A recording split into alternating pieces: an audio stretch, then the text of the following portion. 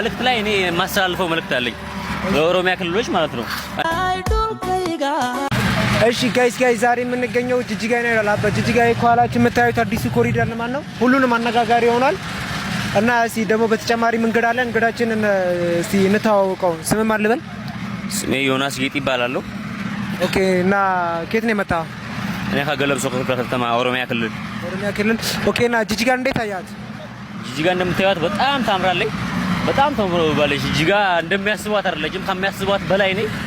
ጅጅጋ በጣም በቃ ቃል የለኝም እሷን ለመግለጽ የምር በጣም ነው በቃ የተዋበችው እና ጅጅጋን በቃ ብዙ ሰዎች በቃ ምናምን እየመጣችሁ ቲክቶክ ላይ እንድትሰሩ መልእክት በቃ አስተላልፋለሁ። ጅጅጋ በጣም የተዋበች ሀገር ነች። እናም በቃ እሷን እኔ በቃ የምገልጽበት ቃላት የለኝም በቃ አይቻታለሁ እና በቃ ኦኬ ጋይስ እንዳላችሁ ሰምታችኋል። እኛ አንጠራጠርም የኮሪደሩ ልማት ሲያል ሁለተኛው ለንደን እንደምትሆን እንዴ የኮሪደሩ ልማት በዚህ ላይ በጣም በቃ ሀገሪቷን እያስዋባት ያለው ይሄ የምታዩት ነው እና በዚህ ላይ መልእክት ላይ እኔ ማስተላልፈው መልእክት አለኝ ለኦሮሚያ ክልሎች ማለት ነው። እኔ ያልገባኝ ነገር አለ። የሶማሌ ክልሎች አሁን እነሱ መለያቸውና ባህላቸው በግመል ነው የሚታወቀው። ያልገባኝ ደግሞ በዚህ ላይም በቃ እንዴት ሳታውቁ እስከ ዛሬ ብላችሁ ልትናደዱ የምትችሉም አላችሁ።